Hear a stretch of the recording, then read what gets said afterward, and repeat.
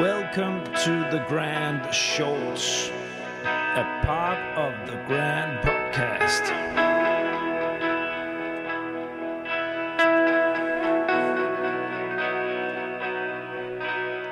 The Grand. My name is Niels Tudor Winter, and I'm the creator, editor, and host of The Grand. The Grand is an independent podcast initiative with the ambition to dig into all corners of the EU R&D funding system on topics of interest for the full EU R&D funding community. When you podcast, you sometimes need to shake things up and try to do things differently. I have launched a short format some time ago, but it needed some rethinking. So here it is, my first shot at serving you vibrant, short podcast episodes with strong engagement. Casper Ravnsted-Larsen is an old contact from Brussels. He is a journalist and has been working on a generic communication strategy outline for organizations. We decided to build a podcast series rolling out this strategy in short and concise episodes with concrete examples. With this, I also want to get closer to you, dear listener. We want to get your feedback and for you to share your experience and insights on the topics we discuss, because it adds depth and reflection to the benefit for all. So what will I do? Maybe you noticed my LinkedIn post with a mug. You can win that mug. The next 5 months, we will release episodes in this series. And every month, we choose the best comment or question posted on LinkedIn to win an exclusive The Grand mug. You can't buy this mug. You can only win it. And even better, by the end of this series, we will make a listener panel episode where all 5 winners of the mug will be invited for a podcast recording where we discuss an exchange on communication strategy within EU R&D funding. Now let's get going. In the first 3 episodes, we focus on building the communication strategy. You have just listened to the first episode in this batch of 3 on how to define objectives, identify your target audience, and doing a SWAT analysis. Well, in this second episode, we zoom in on creating key messages, communication challenges, content calendar, and the two-way communication. If you want to follow our script while listening, you can find that on the episode site. You find the link in the episode notes where you listen to your podcast. Enjoy!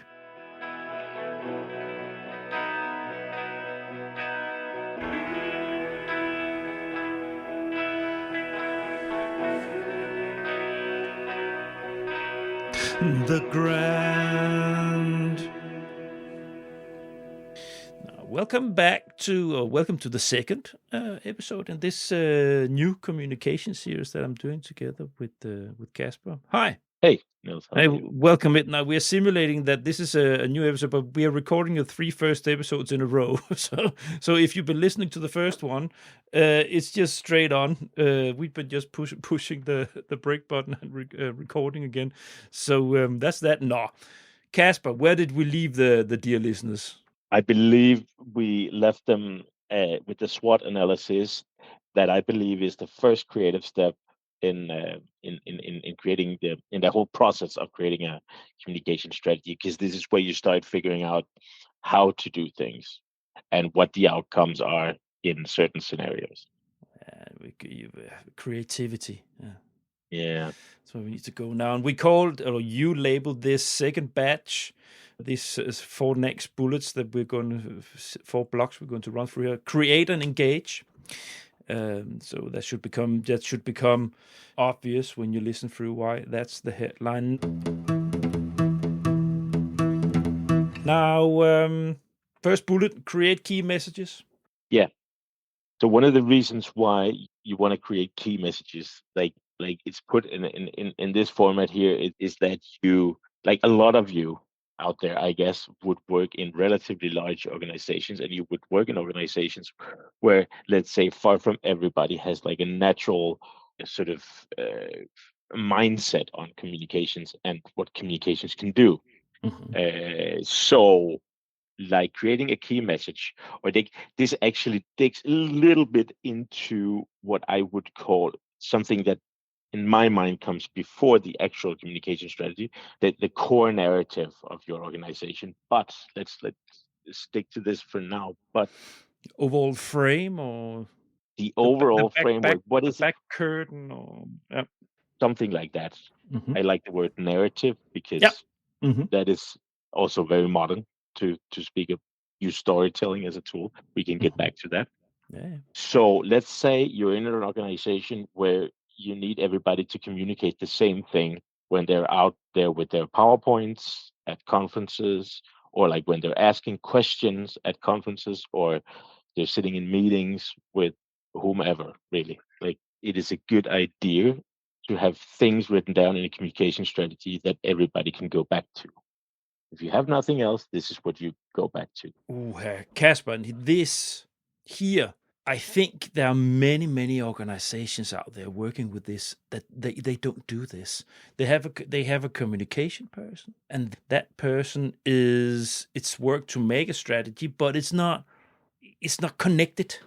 It's not holistically applied throughout the organization like this. This is very, when you say this, it reminds me maybe more of a political party or a very professional private company that runs, like they have that are going where it's important to have a message towards politicians, either Parliament, the European Parliament, whatever, where it's very important to say the same things all the time, no matter who from the organization it is. But I think it's actually a very, very strong tip, or at least something to reflect about, even if you are sitting in a small association with 5-10 people in Brussels, or maybe even less, that you understand how the community can get on the same plate. Yeah, you get on the same starting point, that everybody knows exactly when you communicate about what you are doing as an organization. Yeah. Now in the last episode, we had this like a short discussion on whether your audience, you can consider, if you define your audience, then you're home safe, then you're good to go. Mm-hmm. Some people say audience is everything. Now, in this case, I want to say consistency is everything. Mm-hmm. I think probably that would be, if there's an everything like term in this episode, is probably consistency. Mm-hmm. And it needs to capture the essence. Don't spend an hour creating this. This still draws a line back from the SWOT analysis. You already know. You have your ups and downs. You have your consequences. You have your this and that, threats, etc. What can we deduct from this? Mm-hmm. Does the message need to be? Yeah. And this can be, I mean, when I'm talking, this sounds a little bit like I'm saying, okay, so you're a huge company, you need the same message. It doesn't have to. This is even for yourself. If you're one single person, remember to say the same thing every time. Spell your name the same way. Spell like use the same sentence when you need to sell your research idea. Mm-hmm. Because you need to deduct, if you have deducted that, if you've spent the time in your SWOT analysis or in general, you can deduct something like an essence of Mm-hmm. that. And so 2 points: deduct the essence, stay consistent with it. Right? Yeah. Yes. And you know what? Even for you guys sitting with EU project implementation communication strategies, it's also a good vertical line to walk around. For this, let's make it simple. Let's not be all over the place. This is the project. This is the key what we are doing. This is why we got the funding. So what is it? We want to create through biotechnology. We want to create a sustainable cosmetics from orange peels, and then deduct from that 3 core messages first. Now I'm just paving as I go, right? But deduct three say we get less waste from oranges. We secure that you don't fuck up your face with all kinds of chemicals, and we make sure that when you throw this to the bin, it can be recycled sustainable. Our research offers groundbreaking insights into the effects of climate change on biodiversity in Europe. Mine was more concrete. Yeah.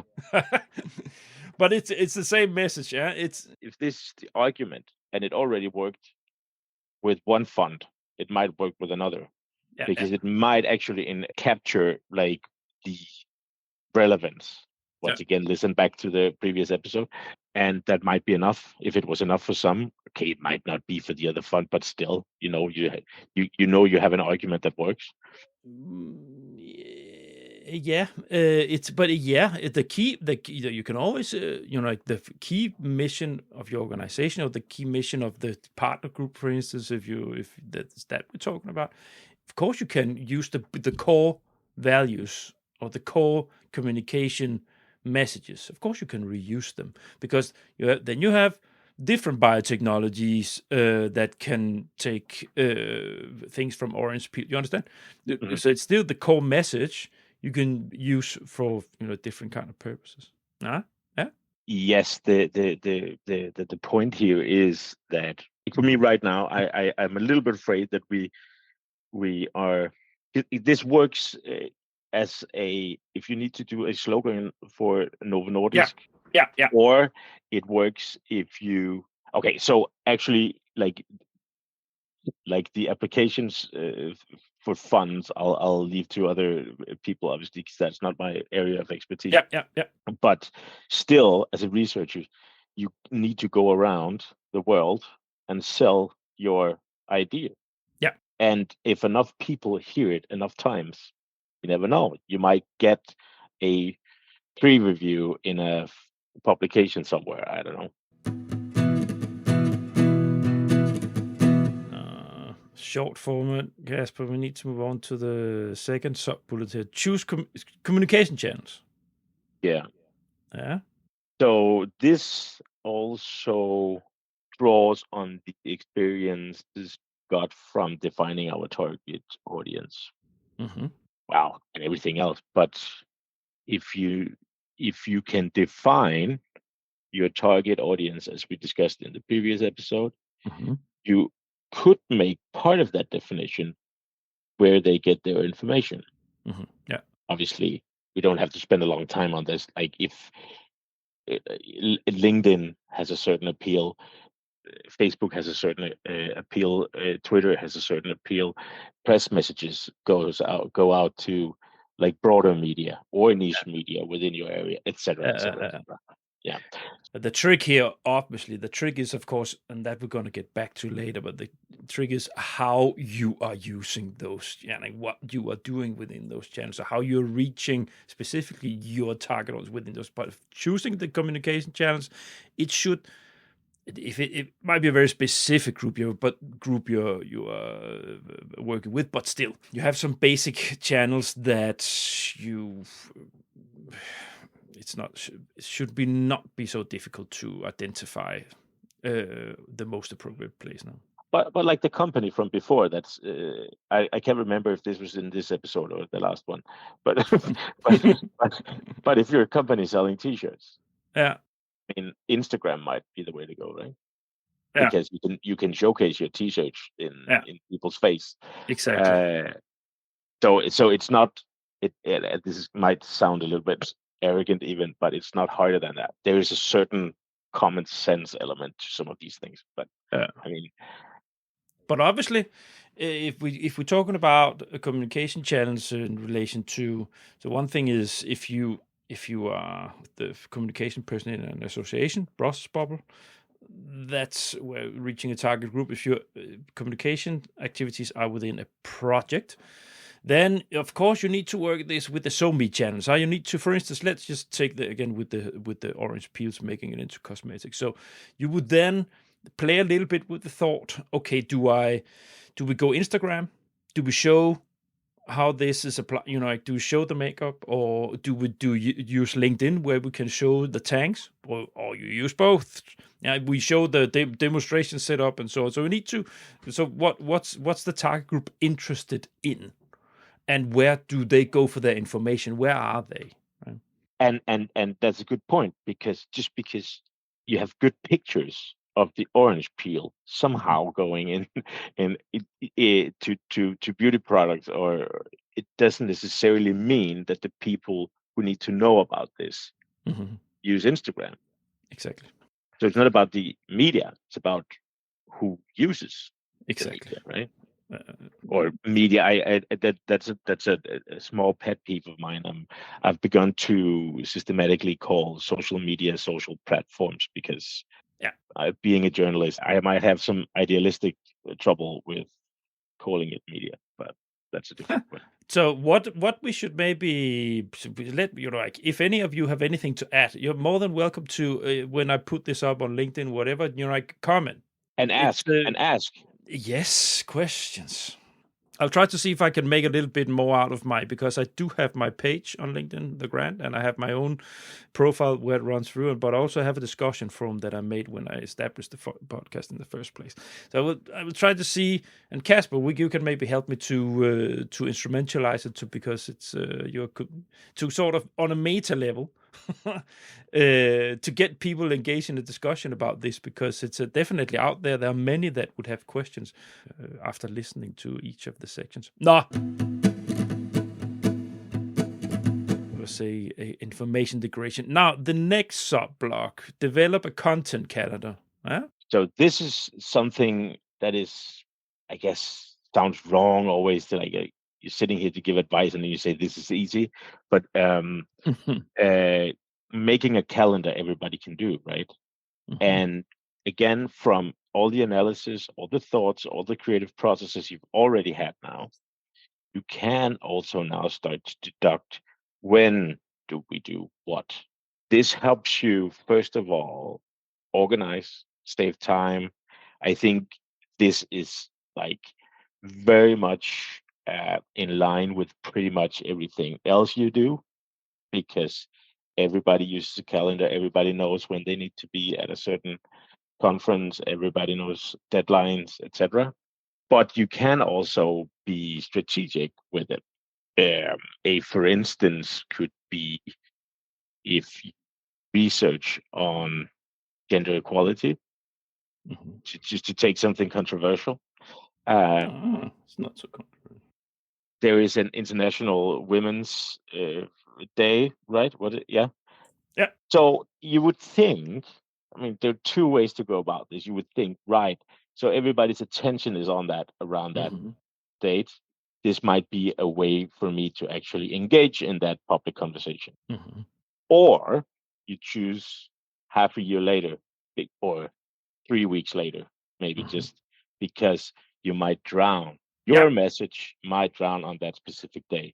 Indeed. This is just an example. It could be anything, really, obviously. It could be that there's a huge, there's every year there's the COPs. If you do research within any biodiversity, climate, energy, etc. Obviously, there might be some interesting photos in you being a researcher who were able to get access to the COP, which is not easy to be accredited to. What do I know? Put that on LinkedIn, back to the channels, put that on LinkedIn, maybe not on Instagram, because nobody who cares is on Instagram anyway. Yeah. Just an example. Yeah, but it's also, you know what, this is planning. So it's getting yourself organized and getting it's, again, we mentioned this word a lot, tangible, very concrete, right? You sit with a calendar and you look at the weekly cycle or monthly cycle or cycles. There's a lot of cycles in the funding world, right? So if funding, when are the calls, they fall in cycles. If you work with the lobbying towards the framework programs, it falls in cycles. So, and then, for instance, if you're promoting or you want a lot of attention from, like you did in a regional representation, right? You work to get a regional stakeholders to move towards funding. So your cycle was to get the attention around new calls coming up or new work programs with nice content that would be relevant for those. So your communication cycle planning would be making sure that the information would come so that they would in due time find out, that's interesting, and I actually have the time, 6 months, for instance, to approach the call. So it's not coming 2 weeks before the deadline. Look, you can get, so it's just an example. Yeah. that you need to look at the area you're working with and see how is the flow of information and when is it relevant for my target group to get information about it. When is it, think pain, think if I solve a pain, if I do it at the right time about this, then they might, then the bigger chance the receivers of your target group will say, oh yeah, that could actually solve something for me. And it's like everything else. Like if you, and that was the other of my initial points, that if you organize yourself, you de-stress yourself, right? Or I mean, most people do. So this is also a way to make this part of your job, say it's not really the primary part of your job, and it maybe feels a little bit time consuming nowadays. Now and then if you have this plan, you have this calendar, I need to do this there and then, you can even produce ahead. You can spend like a slow day doing something that might not need to get published for another couple of months or whatever. But I mean, then it's done, and then you even have time to evaluate it before it's published. Or creating a calendar is not rocket science for anybody listening to this. So this is just to mention that this is a key element as well, or can be. With many other things we're talking about here, some of it might seem not exactly rocket science. It might seem a little simplistic, but actually it's not, because this is a matter, Casper, with your knowledge how to do these things, that you make it you throw it up. We throw it now up on the blackboard, say, here, make a calendar. Maybe people, they have started in their workflow, they put some things in their calendar, but they're not organized about it. And it can help you a lot if you actually are conscious about using the calendar as an active tool. That's exactly what we're talking about here. It might seem simple or simplistic, some of these things, but it's very, very tangible and helpful ways of working from an experienced communicator like you, Casper. Anything else here? It should be okay. No, I was just going to add that a lot of organizations work with these annual wheels, and this is just part of it, right? So yeah, that was the only. Exactly, the annual wheels. It's becoming more and more a word, a link in the lingo of paper movers, as I call us. Can we make an annual wheel? Yeah. Develop an annual wheel. No, last bullet in this second episode. Engage in two-way communication. Yeah. So this is again part of the creative process. This is even like a relatively specific tool, but when we approach it here in the strategy episodes, it's because it has a strategic effect as well. It's like just going back to before we talked about the calendar. If you need to host a webinar, that takes some planning. If you need to write a press release, or you need to write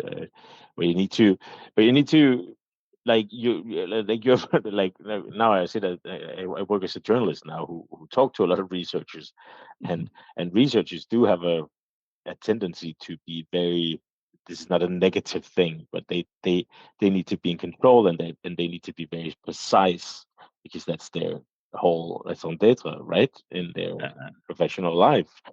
So I would usually send either quotes or a draft article to them, and they you already feel like they need a few days sometimes so I need to plan.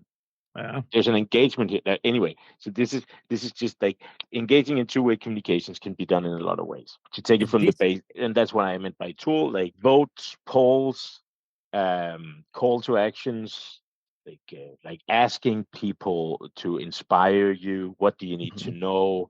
Do a webinar, like I said before, all these kind of things. But my point with the calendar is just that these things take planning, and that's why it's important to also be aware of these kind of usage of these kind of tools already in when you're strategizing. This is actually one of the most difficult things. It's difficult to engage your audience, and you need these things that you say. It's you have whole research areas focused within communication on how to engage your audience. When I was preparing before I started the podcast, I of course did my background work. I read some books and so on, especially the one book that I've been using the most. Of course, this is part of it. How do you engage your audience? Yeah, because that's how you get listeners. How do you engage them? And it's, if I worked full time, it would be easier for me, because then I would be able to maybe make some competitions, or I would maybe like do things where I had time to think it out properly. Because you need a hook. When I end my episodes, there's always a hook. There's always an action. Yeah, it's not coincidental. Like it's because I read that that's the best way to engage your audience. That there is an action, and there is a message in the end. There is a you can find it. And it's the same here. To engage people, you need some tricks, psychological tricks, to get them hatched. Yeah, and you can see on LinkedIn or on Facebook or that it's very, very refined. How, and that sometimes it's not very refined. We all know clickbait articles. Even the mainstream media uses them. Yeah, to click on your article. That's also a sort of two-way communication. Yeah, you speak with the audience, with engaging them. So come in here and see what you can find in here. Yeah, but baiting is a very used tool in all kinds of. I see also this as a way of, like what you see nowadays in the media, like the conversation, which is this like international research media, basically consisting of researchers writing short, easy to read pieces on topical things like the Ukraine war or whatever happens in the world, using their knowledge to communicate what they know. Anyway, every Friday they send out this quiz in their newsletter about basically what happened during the week, like 7 questions or whatever.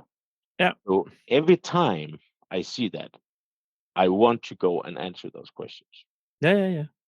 I might not always have the time, Mm-hmm. but if I do, I go all the way through, and then I think of myself as a poor citizen if I get 2 out of 7. And next week I have to be better. I have to keep up with current events next week. Or if I get 6 or 7 out of 7, I get drink a beer. I might drink another beer then. Or do you know? I mean, I wouldn't decrease my using the conversation as a media because they created a happy feeling in my mind, right? Yeah. But there, sorry, just to finish the point, they get a pretty good idea of not only how well informed their like readers are, but also whether they can hold their attention, because the questions are asked in a way that relates specifically to their articles, and they can measure how many people actually go and engage with that quiz. So it's also a way for them to every week say, hey, see how many actually not only open our newsletter, but also engage with it. Exactly. And that's obvious within this. You know what? It's a dream for any communication team or person if you get the key to engage if you had that talent to get people, provoke them, or to engage them in a positive, whatever, positive or provocative or tricky question, so that gets people discussing things. Yeah, because then you have the communication about your topic, and that's the dream place to be. That's the sweet spot for any communication team, to have a discussion that is raving on in any social media, because it creates attention for the original post. And if you have that talent, peace be with you, because it's very difficult. I know my own limitations, so sometimes I have a few comments on whatever I put, for instance, just to give an example, right? But it's difficult. It's difficult. Yeah, I like the fact that you mention attention as a concept in communication, because I think we can reveal that we have in sort of in store for the listeners eventually, and a few episodes on social media specifically. And attention is going to be a key concept there. Because that is what it's all about. Yeah, so because now we are over 30 minutes, so if to keep the concept, we will end this episode here. Thanks for listening, and see you in the next episode. Thanks for listening to this episode of The Grant. Want to win the mug? Well, find this post on my personal LinkedIn profile or the Grant LinkedIn site. Share your thoughts, throw a question, or give us feedback. All the Grant episodes have their own site on the Grant website. You'll find the link in the episode site where you listen to your podcast. On the site for this episode, you'll find a link to Casper's personal LinkedIn site and his communication company. Further, there'll be a link to the communication series main page. Finally, you will find the script that we have used, so you can follow the examples and the structure of this strategy. Next up is the third episode in this batch, where we zoom in on the importance of measuring and evaluating the effectiveness, importance of adapting and iterating, and finally some focus on training your team. See you shortly!